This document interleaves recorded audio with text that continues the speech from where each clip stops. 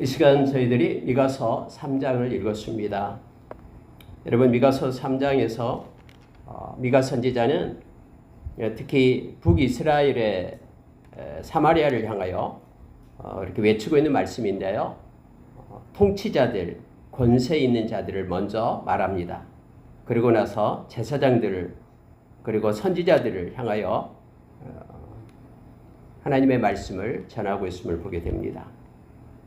오늘 말씀의 주제를 본다 그러면은 이 말씀을 읽고 있는 저와 여러분으로 하여금 무슨 일을 하든지 그의 동기와 목적과 의도가 무엇인지를 먼저 살펴서 행할 것을 말씀은 우리에게 말하고 있습니다. 하나님은 다 알고 계십니다. 그래서 우리가 아무리 포장을 하고 우리가 아무리 뭔가를 감추려 해도 하나님의 눈앞에서는 모든 것들이 다 드러남을 성경은 가르쳐 줍니다. 오늘 여러분 말씀 가운데 특히 하나님은 정직하게 행하는 자를 얼마나 기뻐하시는지를 우리로 깨닫게 합니다. 우리가 베드로 사도가 베드로전서 2장에서 때로는 애매한 고난을 받더라도 우리가 하나님을 생각하라라고 우리에게 권면하죠. 그리고 하나님을 생각하면서 참으면 이는 아름답다라고 아름다운 것이다라고 말씀을 합니다. 결과가 어떻게 되든 상관없이 어떤 애매하게 때로는 고난 가운데 있고 억울한 누명을 쓴다거나 했을 때 하나님을 기억하면서 그 상황 가운데서 하나님께 맡기고 하나님을 의지한다 그러면은 하나님 앞에 영광을 돌리는 것이 된다라고 말하는 것은 공의의 하나님을 믿기 때문에 그렇습니다. 공의의 하나님은 모든 것들을 다 가장 합당한 방법으로 이루시고 때로는 심판하시고 때로는 보상하시고 그런 진실하신 하나님이시기 때문에 그 하나님을 믿는 믿음을 갖게 될 때 때로는 사람을 통해서 세상을 통해서 여러 가지 억울한 일을 우리가 받는다 할지라도 그것의 끝자락에서 보상해 주시는 하나님을 만나기 때문에 우리가 마음에 기쁨을 가지고 또 감사할 수 있는 조건이 됨을 알게 합니다. 몇 가지만 보겠습니다. 세 가지 정도만 보고요. 기도하는 시간을 갖겠습니다. 3장 1절을 보니까 야곱의 우두머리들아 또는 이스라엘 족속의 통치자들아 들으라 해서 정의를 아는 것이 너희의 본분이 아니냐 이렇게 묻습니다. 그러니까 권세가 있고 힘이 있다라는 것도 다 하나님이 주어진 것이죠. 우리가 여러분 이 빌라도가 예수님을 붙잡아 가지고 신문할 때 예수님이 말을 안 했잖아요. 한마디로. 그런데 빌라도가 그렇게 말합니다. 나는 너를 십자가에 못 박을 수도 있고 그러니까는 넘길 수도 있고 너를 풀어줄 수 있는 그런 권세를 가진 자다. 그런데 왜 나에게 말하지 않냐라고 했을 때 예수님께서 빌라도에게 하나님께서 아버지께서 그 권세를 주지 않으면은 너가 행사할 수 없다라고 말합니다. 그러니까 어떤 권세든 하나님으로부터 주어진 것이죠. 자기에게서 난 것이 아니라요. 근데 여러분 권세를 가진 자는 특히 하나님 앞에서 결산을 해야 돼요. 하나님 것을 받았기 때문에 하나님 앞에서 결산을 합니다. 그것이 어떤 것이든 특히 이러한 권세를 받고 또 뭔가를 행할 때에는 반드시 하나님 앞에 결산의 때가 오는데 특히 권세자들에게는 이 정직이 문제가 됩니다. 그러니까 정의를 아는 것이 너희의 본분이 아니냐라고 말하는 것이죠. 뭔가를 행사할 수 있고 힘을 가지고 영향력을 끼칠 수 있을 때는 정직하게 행해야 됨을 성경은 말합니다. 물론 모든 사람들이 다 정직해야 되면 우리가 믿는 신앙의 근본이죠. 살아계신 하나님을 믿고 있다라는 그 증거가 바로 정직에 있습니다. 많이 있든 사람이 있든 없든 홀로 있든 아니면은 무리 가운데 내가 쌓여 있든 그들에게 요동하지 않고 설 수 있는 것은 내가 하나님 앞에 있기 때문임을 우리는 압니다. 그런데 여기에 있는 북이스라엘의 통치자들이요 정의를 행하지 않았다라고 말합니다. 특히 미가서는 사회적 정의에 대해서 많이 외치고 있죠. 그래서 우리가 잘 아는 미가서 6장 8절에서 첫 번째가 하나님이 원하시는 것이 바로 정의를 행하는 것이다 라고 말합니다. 개인적으로 말한다 그러면은 어떤 순간에도 정직하게 우리가 서는 것입니다. 특히 하나님 앞에 우리가 정직해야 됩니다. 하나님 앞에 정직하지 않으면은 우리가 회개할 수도 없고요. 하나님 앞에 기도할 수도 없고 우리 주님이 그토록 싫어하는 그러한 위선, 외식하는 자로 우리가 설 수밖에 없습니다. 하나님의 백성에게 있어서 그래서 정직하고 평안은 삶에 있어서 나타내는 하나님, 살아계신 하나님을 믿는다라는 것이 정직으로 나타나고요. 마음이 진짜 하나님을 믿고 있는가라는 것은 평안으로 나타나는 거예요. 마음에 있는 것들을 하나님께 진짜 살아계신 하나님께 맡기고 그분께 의뢰하고 신뢰하는 마음을 진짜 갖고 있다면은 그의 마음 가운데 평안이 주님이 주신 평안으로 주님께 맡겼기 때문에 그분을 신뢰하기 때문에 평안을 누릴 수 있는 것이죠. 그래서 정직과 평안을 우리가 가지고 살아야 됨을 알게 합니다. 여기서는 삶 가운데 정직을 말하고 있는데요. 자, 2절에 보면 이렇게 돼요. 너희가 선을 미워하고 악을 기뻐하여. 여러분, 하나님이 원하시는 것은 우리가 노래도 있습니다만은 우리가 16, 19, 롬, 16, 19 하잖아요. 그러니까 로마서 16장 19절이요. 우리는 선을 기뻐하고 선한 데는 지혜롭고 악한 데는 미련하라라고 성경은 우리에게 말해주고 있죠. 근데 이들은 반대예요. 선은 몰라요. 선은 미워해요. 그러면서 악은 기뻐했다라고 말합니다. 하나님께서 너무너무 싫어한 일을 그들이 하는 거예요. 그런데 어떻게 선을 미워하고 악을 기뻐한다라는 것 속에는요. 하나님을 그들은 잊어버리고 무시하고 하나님은 종이 하나님, 그냥 모조품으로만 취급하는 거예요. 아무것도 할 수 없는, 행사할 수 없는 무능력한 그런 하나님으로 알기 때문에 하나님이 원하시고 기뻐하는 것은 하지 않고요.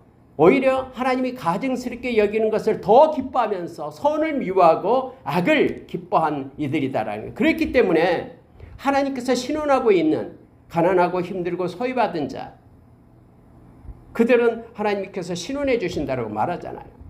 그런데 그들을 갖다 압제하기 시작하는데 성경이 이렇게 말합니다. 내 백성의 가죽을 벗기고 그 뼈에서 살을 뜯어 그들의 살을 먹으며 그 가죽을 벗기며 그 뼈를 꺾어 다지기를 냄비와 솥 가운데에 담을 고기처럼 하는도다. 물론 이건 그냥 생생한 표현입니다. 상징적인 표현이죠. 이렇게 가난하고 힘든 자를 갖다 오히려 이렇게 압박하면서 자기들의 탐심을 채우고 그러한 이익을 취했던 그들이다라고 지금 성경은 말합니다. 그러면서 성경은 그들이 선을 미워하고 악을 기뻐했다라고 말하고 있음을 보게 됩니다. 다시 말하면 그들은 힘을 이용해서 자기의 권세를 이용해서 오히려 착취와 불의를 행하고 있다라고 냉소적인 표현으로 이렇게 기록하고 있음을 보게 됩니다. 정말로 혹독하게 이스라엘의 지도자층들은 잔인함과 만족할 줄 모르는 그런 탐욕으로 그렇게 소외받고 힘든 사람들을 이렇게 억압하고 착취했음을 너무나 잘 압니다. 여러분, 미가가 이렇게 외칠 때에는 북이스라엘 여로보암 2세 시대였어요. 다시 말하면 외적으로는 가장 강성한 그런 때였거든요. 근데 실은 내면을 들여다보니까 억울하고 힘든 사람이 너무너무 많았다라는 거예요. 특히 내 백성이 울고 있는 것을 하나님은 보시고 이처럼 미가로 하여금 외치게끔 그렇게 하셨음을 성경은 말합니다. 하나님께서는 이 탐욕에 대해서 우리에게 경고를 하죠. 특히 여러분, 그들이 왜 그러면 이렇게 되냐 그러면요. 가지고 있는 것이 많으면 그것에 만족하지 못하기 때문에 그래요. 세상적인 그런 방식은 취해도 만족함이 없는 거예요. 자족하는 마음을 우리가 품지 않으면 아무리 채워진다고 해도 조그만, 자기는 엄청나게 가지고 있으면서도 조그만 한 톨을 갖다가 자기가 가진 가마니 속에다 집어넣기를 원한다라는 거예요. 그러면서 여러분, 하나님께서는 말씀을 합니다. 이 탐심 곧 우상이다라고 말합니다. 그래서 골로새서 3장 5절 우리가 잘 알고 있죠. 골로새서 3장 5절에는 우리가 잊지 말아야 될 땅의 지체가 있다라고 말하죠. 그래서 거기에부터 음란부터 시작을 합니다. 그리고 5번째가 탐심이 나와요. 근데 탐심은 뒤에다가 우상숭배다라고 붙입니다. 여러분, 이 탐심이 마음을 정복하면은요, 이렇게 우상이 되어버립니다. 그래가지고 모든 것들을 자기를 위하여 그게 취해야 되고, 어떤 조건을 통해서라도 자기가 유익한 것은 선이고 자기가 손해가 될 것들은 바로 돌아서는 그러한 악한 자리에 이르게 됨을 성경은 말합니다. 우리가 그래서 바울사도는 갈라디아서 5장 24절에서 그리스도 예수의 사람들은 십자가의 육체와 함께 우리의 정욕과 탐심을 못 박은 자다라고 말합니다. 이게 우상이기 때문에 이제는 그한 정욕과 탐심을 못 받고 예수 그리스도가 우리의 마음의 왕자에 오셔서 주인이 되셔서 우리를 통치하고 간섭하는 것. 갈라디아서 2장 20절의 말씀처럼 이게 믿음이다라고. 그래서 그리스도 예수의 사람들은 이렇게 탐심을 못 받고 자족하는 마음을 배우는 것. 디모데전서 6장 5절 이하에서 우리에게 가르쳐주고 있죠. 이러한 삶을 살아갈 것을 요청해주고 있습니다. 여러분, 우리가 야고보서 1장 14절 15절에 우리가 잘 암기하고 있는 말씀 중에 하나입니다. 여기에서는 우리로 하여금 그 욕심이 잉태한 즉 죄를 낳고 죄가 장성한 즉 사망을 낳는다라는 표현을 써서 나타내주고 있는데요. 15절의 말씀이고요. 14절에는 이런 표현을 써서 나타납니다. 야고보서 1장 14절에는요. 오직 각 사람이 시험을 받는 것은 자기 욕심에 끌려 미혹됨이니 이렇게 말합니다. 사람들이요, 이 욕심에 끌리기 시작하면은요, 엄청난 미혹을 받습니다. 이 세상에서. 약한 자는 이걸 너무나 잘 알아요. 악한 사탄은요. 그래서요, 이걸 이용해가지고 미혹하는 자를, 이 욕심 때문에 미혹을 받게 되고요. 그래 넘어가게 되면은 결국은 욕심이 잉태한 즉 죄를 낳고 죄가 장성한 즉 사망에 이른다라고 야고보 선생님 우리에게 가르쳐 줍니다. 음란도 욕심입니다. 다 이 욕심에서 나오는 것들이죠. 그래서 그 결과가 아주 비참하고 멸망에 이르게 됨을 성경은 우리에게 말해주고 있죠. 사람마다 자기 욕심에 끌려 미혹되는 지금 세상이 돼버렸습니다. 그래서 여러분, 요즘의 세상에요, 너무너무나 그 속이는 자들이 너무 많습니다. 이 거짓의 아비 요한복음 8장 44절에서요, 원래 속이는 자, 이 거짓말하는 자, 이 거짓의 아비가 세상의 영이다라고 에베소서 2장 2절에서 말해주잖아요. 그래서 여러분, 뭐 보이스피싱이니 아니면은 다른 뭔가를 통해서 이 인간의 죄성의 이 탐심을 이용해 가지고 속이고 미혹하는 이들이 너무나 많습니다. 가만히 있는데도 금방 막 그렇게 미혹돼 가지고는 힘든 사람들 주변에 너무나 많이 봅니다. 요즘에도 가까운 데 있는 사람들 중에서도요.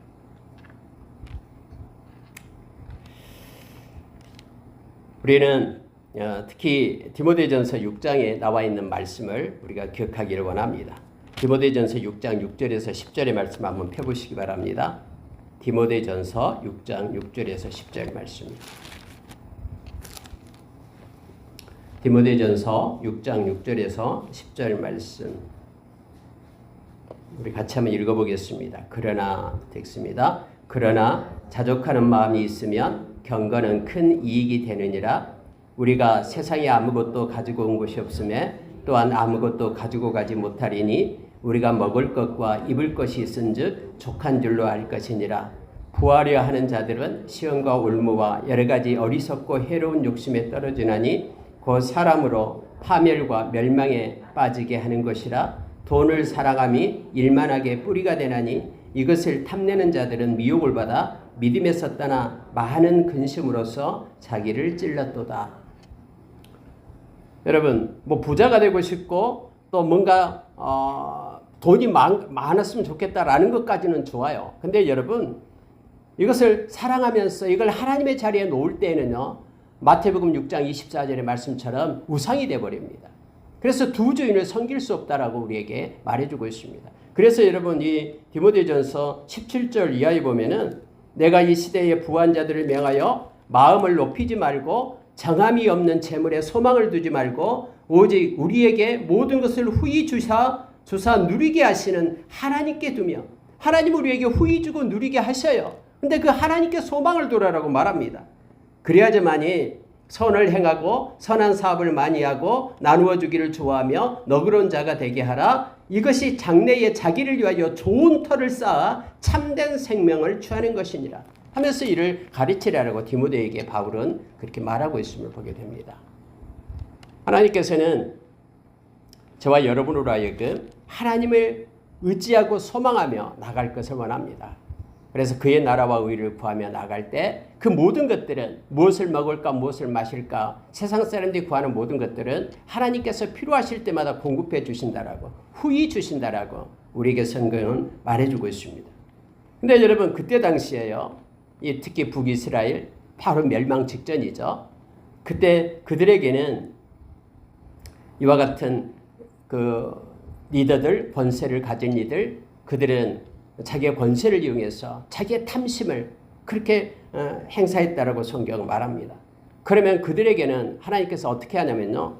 그들이 부르짖을 때에 응답하지 아니하겠다라고 4절에 말하고 있는 거예요. 그들의 행위가 악했던 만큼 그들 앞에 얼굴을 가리시리라. 아무리 그들에게도 하나님께서 이제 심판의 때가 와요. 그럴 때 그들이 아무리 하나님께 부르짖어도 하나님께서는 응답하지 않겠다라고 지금 말씀하고 계시는 거예요. 그리고 그들 앞에서 얼굴을 가리겠다라고 말합니다. 우리가 민수기서 6장 24절에 27절 보면은 제사장들이 하나님 앞에 기도할 때 하나님의 얼굴을 우리에게 향하게 하여 주십시오. 그래서 하나님께서 우리에게 지켜주시고 또 하나님께서 우리에게 평강을 주시고 하나님께서 우리에게 은혜를 주십시오. 이렇게 기도하라라고 우리에게 가르쳐주죠. 하나님의 얼굴을 우리 가정 가운데 우리 자녀 가운데 비춰주십시오. 이것은 하나님의 일하심을 나타냅니다. 하나님의 임재를 나타내고요. 근데 여러분 그들에게는요 하나님께서 얼굴을 가리겠다라고 말합니다. 은혜의 울타리를 걷어내겠다라고 말하는 거예요. 왜요? 하나님을 무시하고 하나님이 그토록 원하는 것은 하지 않고 하나님께서 가증스럽게 여기는 것 싫어하는 것을 그들은 행했기 때문에 그렇죠. 정의를 행하지 않고 도리어 선을 미워하고 악을 기뻐하며 하나님이 신원자 되시는 소위 받고 힘든 자들에게 오히려 괄세하면서 그들을 탄압했기 때문에 욕심을 부렸기 때문이다라고 성경은 말해주고 있습니다. 근데 여러분 그냥 권세자들만 그런 게 아니라요. 뒤에 보니까 여러분 선지자들에게도 지금 그것을 말하고 있는 거예요. 자 5절 보세요.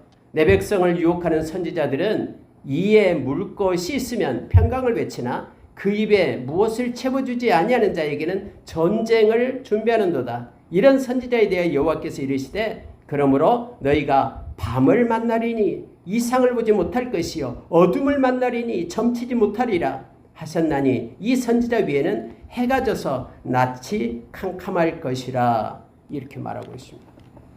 이 종교 그 권력을 얘기하고 있는 거예요. 거짓 선지자들을 말하고 있는 거예요. 그들은 하나님께로부터 난 자들이 아니에요. 하나님의 말씀을 전하는 자들이 아니라 그들은 자기의 이익을 위하여 그들이 거짓으로 하나님의 말씀을 그렇게 남용하고 하나님의 말씀을 사용했다라는 것을 알게 됩니다. 물 것이 있을 때만 평강을 외친다라고 말합니다. 표현이 참 그렇죠. 그러나 뭔가를 입에 채워지지 않으면은 전쟁을 준비한다라고 말합니다. 그래서 마치 여러분 그런 점쟁이와 똑같고요. 또 심지어 여러분 그들에게는 하나님께서 벌을 내리신데 언제나 깜깜하고 또 어둠을 만나게끔 한다라고 말합니다.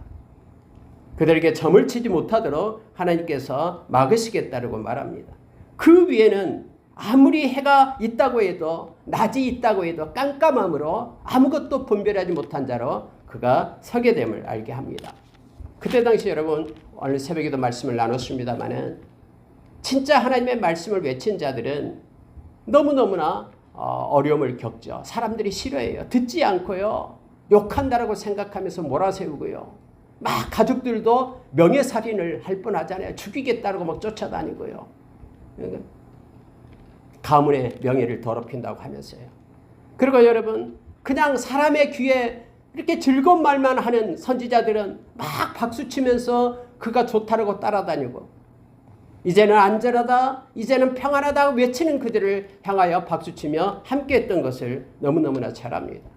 지금 하나님께서 말씀하고 계시는 말씀이 이거예요. 그들은 내가 보내지 않았다. 그런데 그들은 자기의 이익을 위하여 뭔가를 위하여 입에다가 뭔가 물려주면은 막 좋다고 기뻐하면서 외치고 있다라고 지금 말하고 있는 거예요. 여기서 선견자가 나옵니다. 선견자는 앞을 보는 자다라는 뜻으로 선지자라는 개념이 나오기 전에 사용했던 개념이에요. 뭐 같은 의미로 생각하면 됩니다. 그들은 부끄러워하며 술객이 수치를 당하여 다 입술을 가릴 것은 하나님이 응답하지 아니하심이거니와 이렇게 말하고 있습니다. 그들이 다 거짓되게 예언했던 것들이 다 드러나고 아무것도 성취되지 않음을 우리는 너무나 잘 압니다. 에레미야 시대 때 그랬죠. 에레미야 말고 에레미야를 그렇게 핍박하는 많은 거짓 선지자들이 나와서 사람들은 그들을 옳다하며 따르고 에레미야는 눈물을 흘리면서 하나님의 말씀을 외쳤던 것들을 우리는 너무나 잘 압니다. 앞으로도 여러분 마태복음 24장에 보면은 거짓 선지자가 나옵니다. 적그리스도가 등장합니다. 그들은 우리의 귀에 듣기에 좋은 말만 하게 될 겁니다. 그리고 안전하다, 풍성하다 하면서 외칠 겁니다. 심지어 여러분 하늘에서 불이 내려오는 기적을 말하면서 속일 겁니다. 그래서 데살로니가후서 2장 10절 이하에 보면은 그렇게 하나님의 말씀을 가지지 않는 자들은 미혹을 받아서 다 믿음에서 떠나게 됨을 성경은 말하고 있습니다. 특히 디모데전서 4장 1절에 보면은요. 사람들이 이제는 믿음에서 떠나서 이 거짓을 따르면서 귀신의 가르침을 쫓아간다라고 성경 말하고 있습니다. 디모데후서 4장 1절에서 5절에 보니까는 다른 교훈을 따르는 하나님의 말씀이 아닌 다른 교훈을 따르는 이들이 일만의 스승을 두고 행한다라고 그렇게 말해주고 있죠. 이때 당시도 그랬고요. 마지막 때도 역시 그러한 일들이 있음을 압니다. 그러나 예수의 제자들은 요한복음 8장 31절의 말씀처럼 하나님의 말씀에 거하는 주의 말씀에 거하는 자들임을 알게 합니다. 진리를 사랑하는 마음이 있어서 진리가 모든 것의 기준이 됨을 우리에게 가르쳐줍니다. 그게 예수의 제자라고 말합니다. 오늘 말씀을 보십시오. 8절로 넘어갑니다. 그러나 오직 나는 이렇게 말하죠. 오직 나는 여기에는 지금 미가가 얘기합니다. 많은 거짓 선지자들은 자기의 욕심에 따라서 그렇게 행하지만은 그래서 여러분 많은 교회들이요. 그 목회자들 중에서도요. 이 탐심 때문에 무너집니다. 악한 자가 이걸 너무나 잘 알고 있거든요. 근데 여기에서 오직 나는 하면서 미가 선지자는 이렇게 말합니다. 여호와의 영으로 말미암아 능력과 정의와 용기로 충만하여져서 야곱의 허물과 이스라엘의 죄를 그들에게 보이리라 라고 말합니다. 마지막 때는 그래서 여러분 진리의 영이신 성령의 인도하심을 받아야 됨을 말씀은 가르쳐주고 있습니다. 미가 선지자는 나는 여호와의 영으로 말미암아 그래서 세상에서 외치는 자기의 탐심을 따라가는 그런 거짓 선지자들은 자기에게서 난 것이지만 나는 성령으로 인하여 세 가지 것을 가지고 살겠다고 말합니다. 능력, 성령이 임하면은 우리가 권능을 받습니다. 그래서 능력이 우리에게 임하게 됩니다. 사도행전 1장 8절의 말씀처럼요. 그래서 예수의 증인으로 살아갈 수 있다라고 말하죠. 그래서 성령에 의해서 우리는 권능을 받게 되고요. 마지막 때도 성령께서 우리를 이끌고 간다라고 성경이 말해주죠. 누구 앞에 서든 관원 앞에 서든 어떤 자리에 서든 재판장 자리에 서든 성령께서 너에게 말할 것을 가르쳐 줄 것이다라고 우리에게 말합니다. 성령은 우리를 떠나지 않고 성령 안에서 우리가 구원의 날까지 인침을 받고 성령 안에서 우리가 진리 가운데로 행하도록 성령이 이끌고 감을 알게 합니다. 우리 인생이 끝날 때에도 성령은 우리의 보증이 되어서 예수님과 함께 하나님의 나라를 상속받을 수 있도록 증언해 주심을 로마서 8장에서 우리에게 가르쳐주고 있죠. 여러분 여기 미가는 이렇게 말합니다. 여호와의 영으로 말미암아 능력을 얻는다라고 말합니다. 마지막 때에는 저와 여러분이 성령으로 인하여 권능이 우리 가운데 필요합니다.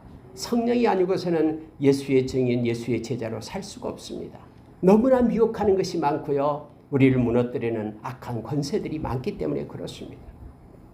두 번째는 성령이 임할 때에 우리가 정의를 갖게 됩니다. 여기서 말하는 다른 사람들은 지금 위에 권세자들, 모든 지도자들, 그리고 종교의 세력들, 그 모든 것들이 다 이렇게 탐심에 이끌려서 정의를 까먹지만은 그러나 성령께서는 정직의 영이잖아요.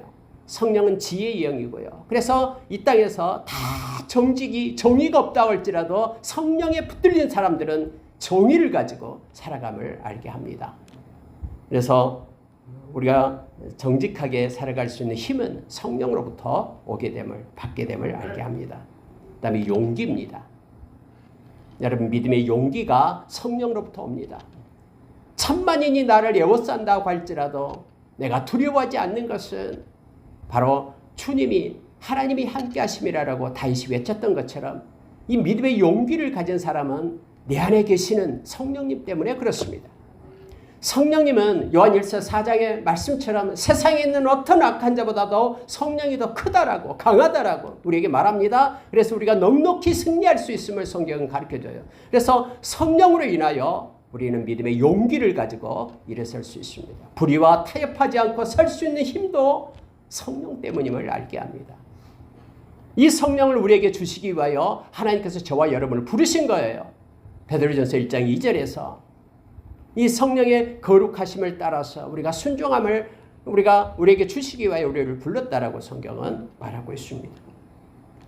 능력과 정의와 용기로 충만해져서 야곱의 허물과 이스라엘의 죄를 그들에게 보이리라라고 말합니다. 미가 선지자는 다른 거짓 선지자와 그렇게 함께하지 않고 혼자 남아있더라도 담대함으로 죄는 죄라라고 외치며 하나님의 말씀으로 돌아오라라고 그들에게 선포했음을 우리는 너무나 잘 압니다. 거짓 우상을 버리고 하나님께로 돌아오는 것이 살 길이다라고 그는 외쳤습니다. 지금 이 생활에도 외치고 있는 것이요. 아직 기회가 있다라고. 아직 북이스라엘이 멸망받기 전이니까 빨리 돌아오라라고 지금 외치고 있는 거예요. 믿음의 용기를 가지고. 성령 충만해야 될 것은 그냥 옵션이 아닙니다.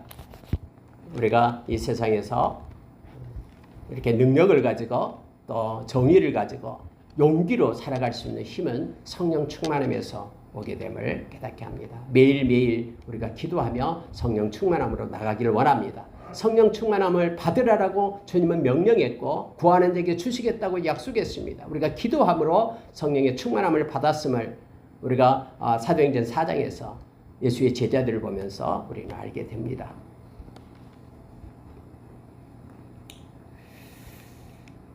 다시 한번 여러분 이제 9절부터 마지막 절까지요. 똑같은 내용을 다시 반복하면서 끝냅니다. 자, 9절이 보십시오. 야곱 족속의 우두머리들과 이스라엘 족속의 통치자들 곧 정의를 미워하고 정직한 것을 굳게 하는 자들아 원하노니 이 말을 들을지어다 하면서 말합니다. 시온을 피로 예루살렘을 죄악으로 건축하는도다. 여러분, 시온이 어떤 곳입니까? 하나님이 계시는 곳을 얘기하죠. 임재가 있는 곳이요. 근데 그들은 시온을 피로 건축했다라고 말합니다. 예루살렘을 죄악으로 건축하는도다. 하나님이 함께 하시는 이곳에 정직과 정의로 그리고 사랑으로 그렇게 세워가며 그렇게 건축해 나가야 맞지만은 그들은 피로 죄악으로 건축했다라고 말하고 있는 거예요.